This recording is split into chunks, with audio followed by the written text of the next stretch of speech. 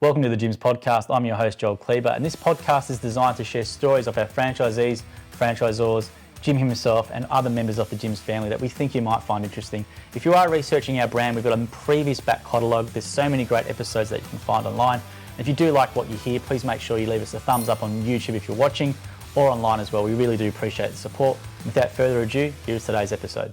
So Meghana, thank you from Gyms Dog Wash for joining us from New Zealand. And first of all, we want to award you with our Accor voucher, which is 2 complimentary nights anywhere in the Accor network, which is all over Australasia, not just Australia, New Zealand, Asia Pacific, all that sort of stuff. So it's a silver membership, and we'll get that to you after the interview. But first of all, do you want to start off with telling us a little bit about yourself and why you were nominated or why for the Accor voucher? Sure. So I'm one of the franchises here in Auckland, Newland. It's in West Auckland. I bought the franchisee in September 2020. I was a groomer before that, but I was only doing grooming only on weekends along with my other job. However, it was always my dream, and I had a passion for dog grooming. So I wanted to come on board, do it full time, but didn't know how to go about it. Then I saw this advertisement on Facebook, got in touch with the franchisor. That time was Michelle, and she fantastically told me how to get on board. And finally I got board on in September 2020. Since then, this journey with dog grooming has been marvelous. Being a single mom myself, I was struggling with the 9-to-5 job and have that flexibility around my daughter. But since I started this business, it has given me a very good flexibility with time, being my own boss. Love to be around dogs. I've been a dog owner of 3 pugs myself. So You're 3 pugs. 3 pugs, That'd be a handful. I know. So, how do you sleep at night? Because I've got 2 Shih Tzus, and I sleep in the bed and they snore all the time. So I can imagine what pugs would be like being with the flat nose. I know. And my 3 pugs came from India, from all the way from India to New Zealand. So, and grooming them, I used to have a very different feeling. I used to feel that, oh, wow, what great they must be feeling after I groom them. So, and actually that interest came from my own pugs. And I've always been passionate about dog grooming. Gyms as a brand has, as I said, I was a dog groomer before I took the franchisee, but you know how people don't trust when there is not a brand name. So I could see the difference when I bought the franchisee, the trust that people have in the Gyms brand. That's because, gyms have got so many divisions. So dog grooming is one of them. But the kind of trust that they have in the brand, that's amazing. And I could see the work flowing in, and I could see that I'm getting enough customers, getting to meet my income target, all those things, advertising support, even the general support, like, if you get stuck with few things in the beginning, the support was always there. So my journey with Gyms has been great. Yeah. 2.5 years down the line, I've myself been now a trainer here in New Zealand. So anybody who comes on board, a new franchisee who takes the franchisee of dog grooming, they come to me for training. I train them. So they've been great. It's just been great. And how long you've been in New Zealand for? I came to New Zealand in 2009. So. Yeah, for a long time, yeah. And so with the grooming itself, so you were doing it on the side. So did you go for the full training? Did you do it over in Australia? Or did you have to do it in New Zealand, or how did you do the training? As I said before, I took the franchisee. I was a groomer myself, but I did a grooming course with one of the master groomers here, Angela Anderson. So Angela, I've already done a certificate course with Angela. But I was just doing, after the course, I was just grooming from home only on the weekends. And did you do the Gyms Group training as well? As in the grooming training? The 3-day business one. So there's a generic Gyms training, like the one that's at... Unfortunately, we joined during COVID, so we had to do... So it's online. Yeah. So most people think, you started your business pretty much at the start of COVID, and it would have been, obviously very hard. It was hard for a lot of people here. So how did you go during that time with your business, being a new business owner? We had quite a good support, like from, to be honest, like the subsidies and everything from the government. At that time, we had good support from the franchisor. wherein, we were giving some guidelines what to follow to keep ourselves safe, the customer safe. And yes, people were reluctant to book their dogs in, but we could understand that, why they were doing that. Yeah, so income wise, it wasn't that great. However, it was good to be safe on both the ends. So that wasn't a big worry at that point of time. Yeah, but we got through it. Yeah. Now let's talk about the benefits that you hear from customers about obviously using you guys as a mobile groomer as opposed to salon. So what can you talk to people about the difference between using a mobile dog groomer like Jim's Dog Wash as opposed to maybe a site-based one? Or the first biggest benefit and the difference that they see is the ambience. It's one-on-one. Like, we don't keep any dogs in cages where they're waiting until we finish the other dog. So it's not that. It's like back to back, but it's one-on-one service. Second thing, the dog is groomed their own property. We come across a lot of dogs that are very anxious to leave their customers. They've got that separation anxiety.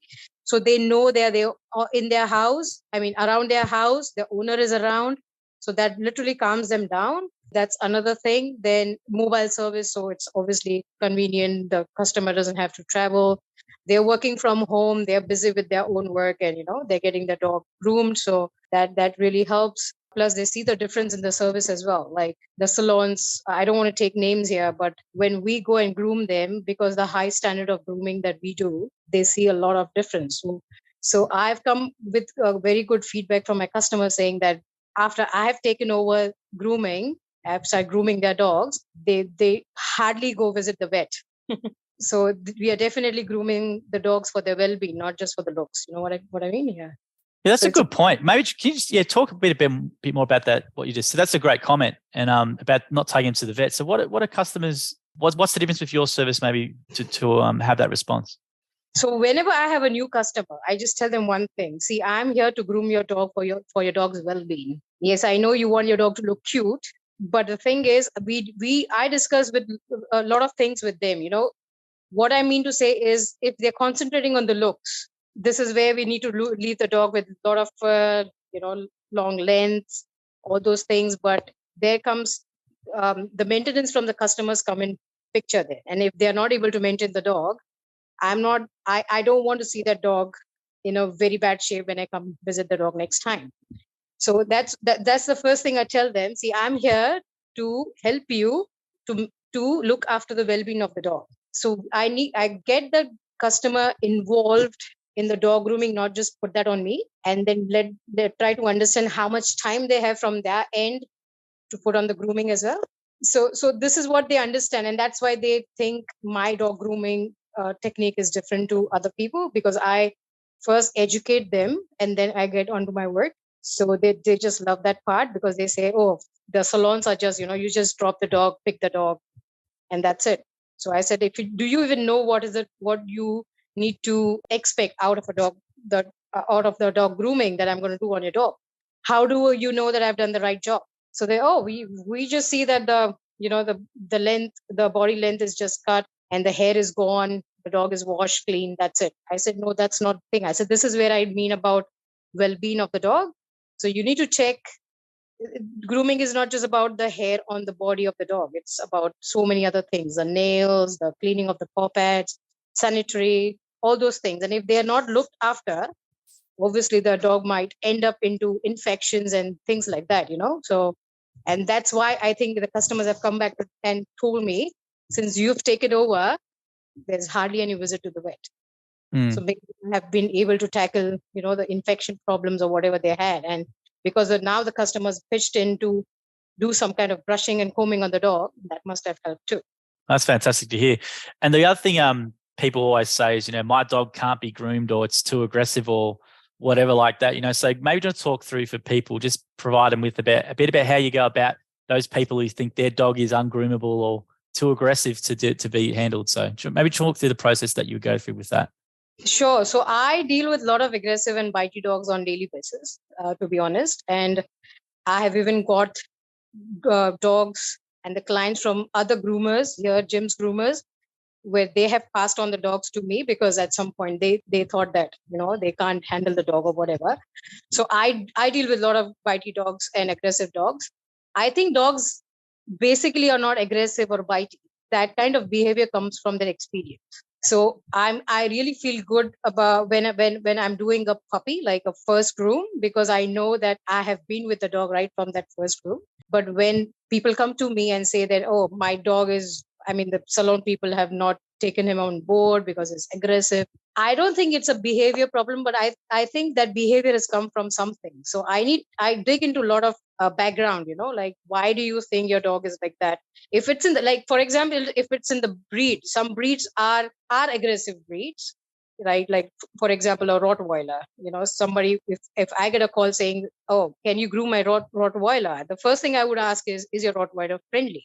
Because some of the dogs, it's in the breed. However, if you talk about small breed, dogs, so there's something going on there. So most of the times I found out that the owners themselves try to groom the dogs at home, right?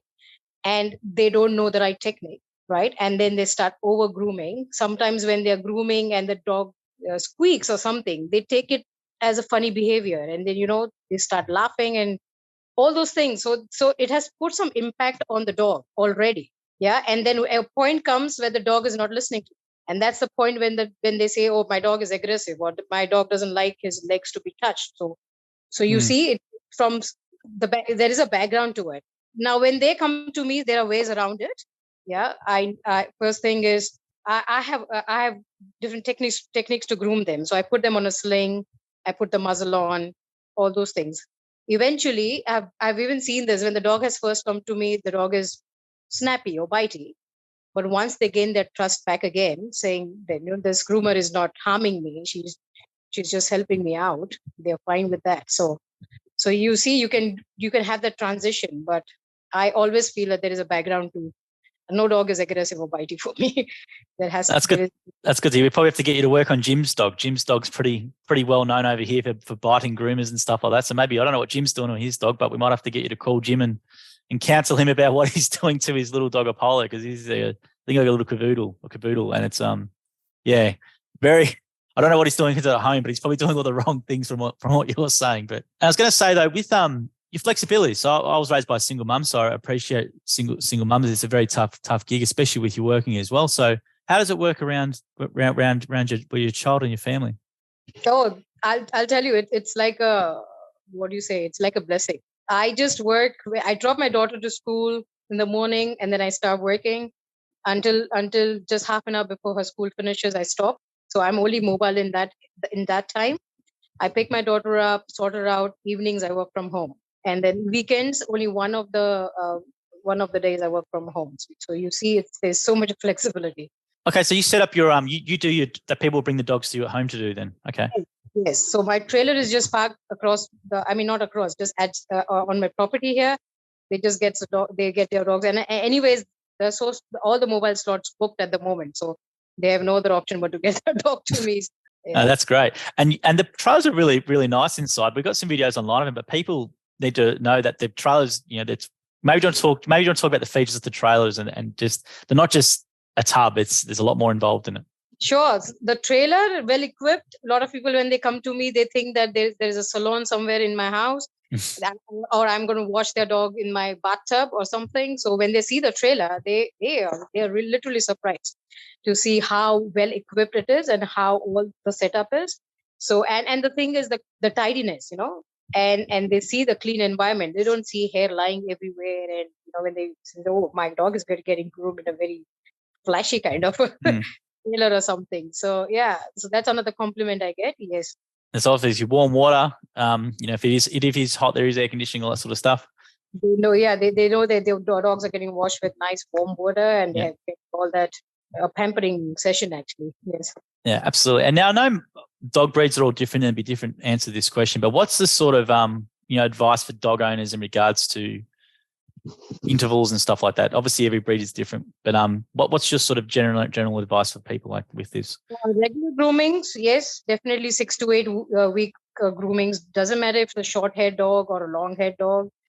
I've got a few customers here, when they think that they've got a Labrador, it's low maintenance. It's not like that. Every dog needs to be regularly groomed, and 6 to 8 weeks that I would say regularly professionally groomed, like from groomers like us. However, I think if you've got a dog at home, it's your responsibility as well, not just put it on the groomers. So it is their responsibility to even sit down and groom and clean the dog. That doesn't mean that the dog only has to be washed every 8 weeks. If the dog gets dirty, it's their duty to wash the dog, clean the dog, shampoo the dog. If not, then at least hose the dog down with water.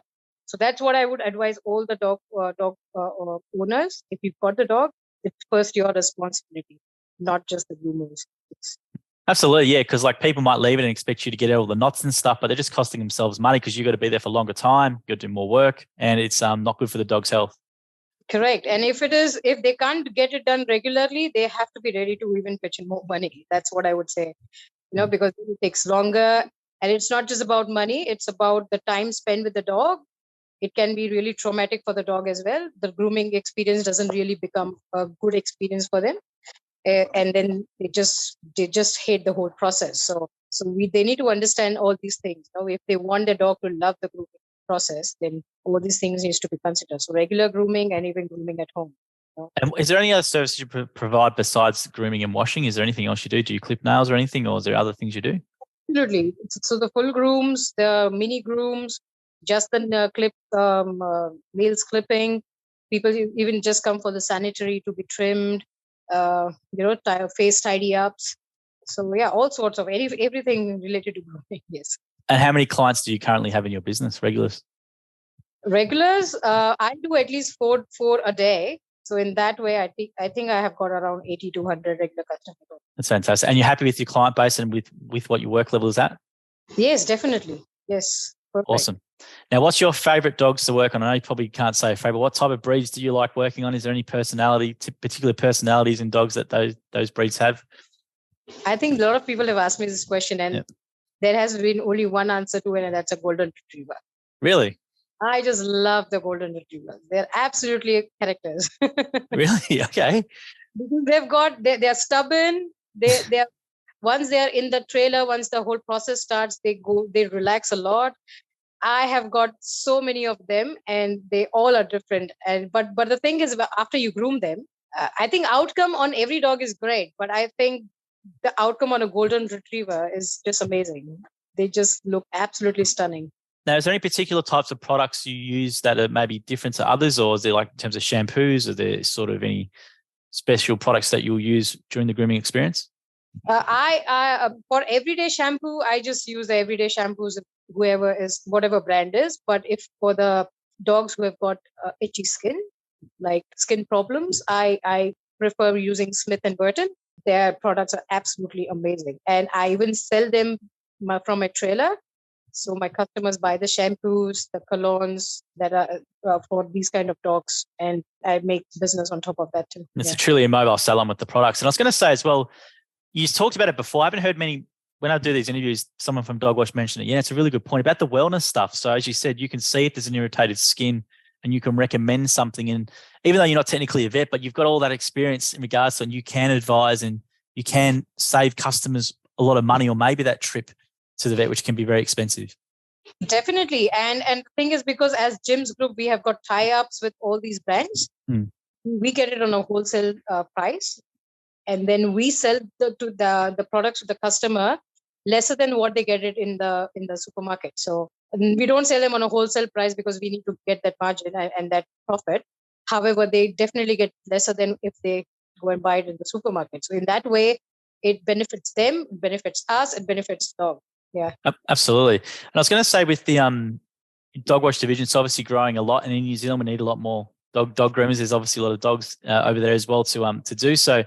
What type of person makes a good franchisee? They've obviously got to love dogs, so we'll get that out of the way. But what type of person makes a good dog groomer or Jim's Dog Wash franchisee in your mind?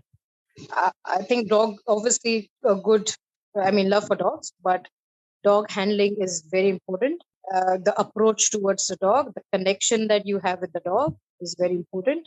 So if you can't connect with the dog, you won't be able to groom the dog. So that's really helpful. If you've got a background, say, for example, you've got background on using scissors, for example, if you've been a barber before, that really helps. So these are the things that really help. Not just from there, even if you've got a good customer service and you know how to sell your product, that really helps. Yeah. So all these things, it's just a combination of all these things that make you a very good groomer. And when you take people out, because you're a trainer, what are some things you take people out? They come and do a day with you or observation day to see what you do. What's the sort of things you will show them when they come out with you? Oh, so they spend two weeks full time with me, like 8 hours in the trailer for 10 days. So in 10 days, I have to make sure that they're confident grooming the dogs. So I show them right from how to wash a dog, how to clip the nails, how to groom a dog, customer service, how to talk to the customers, you need to analyze what are the requirements on the dog, how would you negotiate with the customer saying what's necessary on the dog. They're asking the customers about how much time they can spend to groom their dogs. So the main point is your well-being. I always emphasize on that. So keeping that in mind, I get the groomers ready and 2 weeks from there, they are just on their own grooming the dogs. You got a fantastic star rating. I read through some of the comments and your customers love you. So what's the difference that you think that you do, or what are some advice around customer service that you're doing maybe that other people might not be? Education. Yeah, education. And that's what I talk about is when people leave the dog at the salons, they don't know what's happened on the dog. So they just leave the dog there, they pick up the dog. But what about the education? We need to talk to them about what needs to be done on the dog and what are their expectations out of the groom. They need to know everything.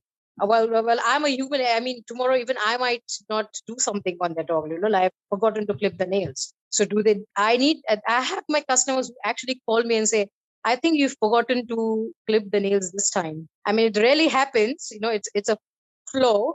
However, you see, I can also forget. But I just love that because now my customers understand what grooming is all about and what to expect. For example, if I don't shave between the paw pads, they call me and they say, "Oh, I think you've left one of the leg." I mean, very rarely to happen, but if they know it, I just love that. I like that I have done the right thing. My customers know what to expect out of the group. It's a great answer. And I was going to say, so is that something where like when you first meet a customer, obviously you got to get to know the dog and form a connection, but you're educating them about the breed a bit as well and what to expect or what type of groom suits that dog, or do they come to you with their own ideas, or how does that generally work? If it's a new customer, is the first thing I need to know what do they understand about the breed that they already have. For example, if they have a Labradoodle, all right. So I ask them, what do you understand about a Labradoodle? So the general answer would be, oh, he's a mix between a Labrador and a poodle. Okay, so do you understand the different coat types of a poodle and a Labrador, right? So your Labrador is a double-coated dog. Your poodle is not. Okay, so your Labrador here is shedding. Your poodle is not. Your poodle here is more of fur. So your Labradoodle is a combination of both of them. Yeah, so you might see some shedding and you might see a lot of hair growing as well. So what are your expectations? Like then I tell them that how would your Labrador look good? Like you obviously leave the ears and the tail long. You don't trim much about it, but you brush that out. However, if I'm leaving it longer, I'm going to see your dog in next 6 to 8 weeks. Yeah. So long hair is maintenance from your end too. So you've got a dog who's like a beautiful dog because it's going to have a lot of fur. So this is what I tell them, that the grooming is not just about coming to the groomer. You need to be on top of it too. So all these things, they need to understand what's going on with the breed itself. So unless and until you don't say that, some people just take it for, oh, my dog looks cute. Yes, I want the dog to look full. Fantastic. But how much time can you pitch in? I don't want to come in the 8th week and seeing a lot of knots and mats on the dog's chin and the cheek where you have not combed it out.